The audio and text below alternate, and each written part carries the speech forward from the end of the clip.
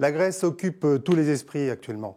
Le référendum proposé par Alexis Tsipras crée des remous, aussi bien à droite qu'à gauche, aussi bien en Grèce qu'en dans toute l'Europe. Pour en parler avec nous, Olivier Faure, député PS et porte-parole du PS.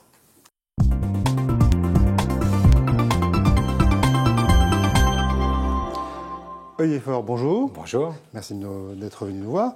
Alors, vous aviez suggéré à Pascal Cherki, un député frondeur qui a décidé d'aller soutenir Alexis Tsipras en se rendant en Grèce, d'y aller passer quelques vacances en Grèce et ne pas aller soutenir Tsipras. Donc on n'a pas le droit d'être solidaire avec Syriza quand on est au PS ? Je crois que quand on est un responsable politique français, on s'occupe essentiellement de son pays, même si je ne nie pas le fait que nous sommes tous focalisés sur le référendum grec, mais donner le sentiment que nous devrions influer dans ce scrutin me semble pas être la bonne solution. Donc bon, il est parti, n'exagérons pas non plus le geste, qui a une portée limitée, mais effectivement, je pense que notre place n'est pas d'être aux côtés des partisans du oui ou du non en Grèce, mais de laisser les Grecs face à leur destin. Alors, toujours Pascal Cherki qui a dit qu'il se sentait beaucoup plus proche d'Alexis Tsipras que de Mme Merkel ou que de Juncker. Vous vous sentez plus proche de qui ?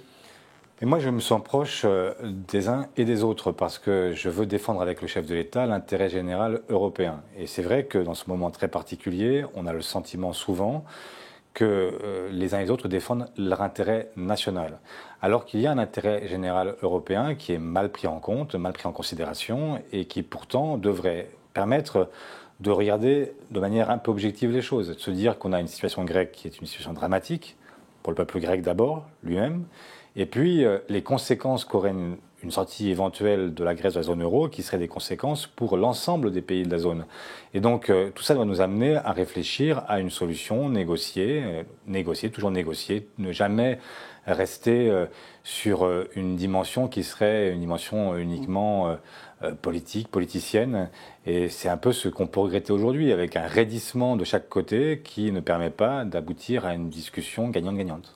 Est-ce que l'échec des négociations qui ont abouti à ce référendum n'est-il pas le signe que la position de la France, et notamment de François Hollande, qui voulait être le trait d'union entre la position européenne et une position plus proche des négociations avec Tsipras, n'est-ce pas le signe que c'est un échec, cette position de trait d'union ?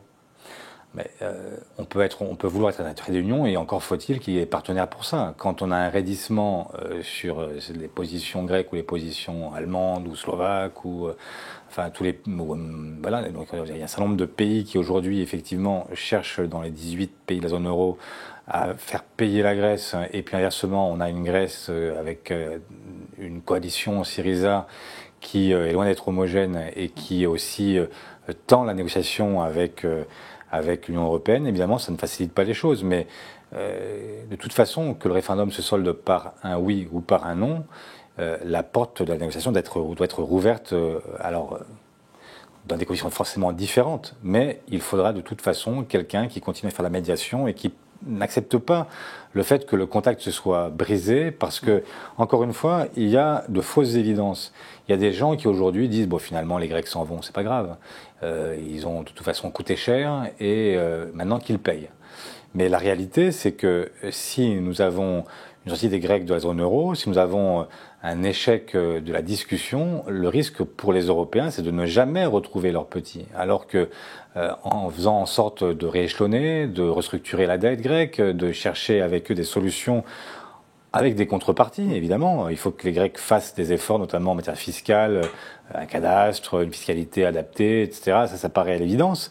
Mais s'il n'y a pas cette négociation avec des contreparties pour obtenir des efforts grecs, eh bien nous ne reverrons jamais l'argent que nous avons prêté. À plusieurs reprises, François Hollande et Manuel Valls ont dit que les conséquences d'une sortie de la Grèce de la zone euro, ou la fin en tous les cas, le non-référendum, ne serait pas si dramatique que ça pour la France. Vous partagez vous semblez dire le contraire, donc ce sera pas si... Ce que je dis comme eux, je dis que nous rentrons dans une zone qui est une zone totalement inconnue, puisque nous n'avons jamais connu cette situation d'un pays qui sort de la zone euro. Donc je vois bien les experts qui rivalisent d'intelligence pour dire les uns qu'il ne se passera rien, les autres qu'il se passera quelque chose. la responsabilité d'un chef d'État, c'est de dire qu'il se passera le moins possible, parce qu'il faut évidemment éviter tout effet de panique et de contagion, mais évidemment, personne n'est grand clair. Hein. Et donc, le mieux, c'est de faire en sorte que la négociation puisse reprendre après, à l'issue du référendum, quel que soit le résultat, et d'autoriser un avenir dans la zone euro à la Grèce, parce que c'est notre intérêt collectif, c'est l'intérêt général européen. On a senti qu'à l'occasion de cette crise grecque, l'axe franco-allemand a été un peu mis à mal. Des divergences d'appréciation entre Hollande, entre Merkel. Hollande qui voudrait une négociation, enfin, qui aurait voulu tout de suite un accord, une négociation, alors que Merkel tout de suite a dit on attend le référendum. Elle a tenu par sa majorité. Donc, est-ce que vous sentez que cet axe franco-allemand on peut avoir des inquiétudes pour la poursuite de la politique franco-allemande? Enfin, un axe franco-allemand, ça ne veut pas dire l'alignement systématique sur Mme Merkel. Il faut accepter l'idée qu'on a beau être des amis, des alliés, d'être des partenaires de toujours. En tout cas, depuis plus de 50 ans, nous l'avons prouvé. Mais ça ne veut pas dire que systématiquement on doit s'aligner sur la position de Mme Merkel. Elle n'est pas la chancelière de l'Europe, elle est la chancelière de l'Allemagne. C'est pas tout à fait pareil. Et donc, respecter ses partenaires, c'est aussi avoir l'idée d'un échange et non pas d'un alignement permanent. Donc, ça me va très bien. Il n'y a pas besoin à chaque fois de hurler à la crise du couple franco-allemand quand nous sommes en désaccord. Je vois bien que Nicolas Sarkozy aujourd'hui agite ce spectre en disant attention, voilà, le couple franco-allemand est mis à mal. Mais, parce que évidemment, quand M. Sarkozy était président de la République, il n'avait de cesse que de s'aligner sur Mme Merkel. Et donc, il ne comprend pas qu'on ne fasse pas la même chose. Mais non, la réalité, c'est que deux pays, deux partenaires, c'est pas forcément toujours d'accord. Et on peut parfois avoir des appréciations différentes d'une situation. Justement, François Hollande s'était fait élire notamment sur la volonté de renégocier le traité européen, ce qu'il n'a pas fait, bien entendu. Mais est-ce que l'Europe qui ne fait plus rêver a-t-elle encore un avenir, notamment auprès des jeunes qui se sentent, dans l'idéal européen, n'existe pratiquement plus dans la population et notamment chez les jeunes? Vous pensez qu'il y a encore une possibilité de faire vivre cet idéal? Je l'espère. Je veux tout faire pour, hein, parce qu'effectivement, maintenant que s'estompe le sentiment d'une guerre potentielle entre les Européens, que la mémoire de la Deuxième Guerre mondiale s'éloigne des nouvelles générations, effectivement, le risque, c'est d'avoir une moindre impétence pour cette Union européenne qui est née sur les décombres de la Deuxième Guerre mondiale.